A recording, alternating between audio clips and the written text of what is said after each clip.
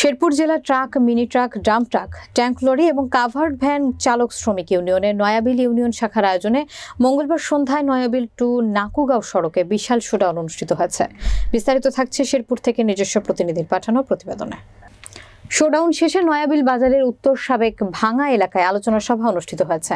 আলোচনা সভায় ৩,২৭৭ শ্রমিক ইউনিয়নের নালিতাবাড়ি উপজেলা সভাপতি মোহাম্মদ শাহাদাত হোসেন সামাদের সভাপতিত্বে বক্তব্য রাখেন শ্রমিক ইউনিয়নের নালিতাবাড়ি শাখার উপদেষ্টা ছাত্রদল আহ্বায়ক আপন সরকার, আব্দুল আজিজ বাবু, সাধারণ সম্পাদক মোহাম্মদ সাইফুল ইসলাম, সাংগঠনিক সম্পাদক মাসুদুর রহমান মাসুদ, নয়াবিল ইউনিয়ন বিএনপি সভাপতি আব্দুল বারেক, সাধারণ সম্পাদক খোরশেদ আলম, উপজেলা যুবদলের যুগ্ম আহ্বায়ক উজায়েদ মোহাম্মদ কালিমুল্লাহ টুকন, মিজানুর রহমান, উপজেলা শ্রমিক দলের সহসভাপতি কামাল হোসেন।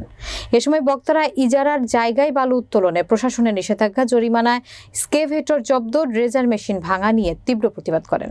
যে অবৈধ লাইনে যে বালুর ব্যবসা বাণিজ্য চলে এগুলি অন্য সব ভাঙচুর করছে।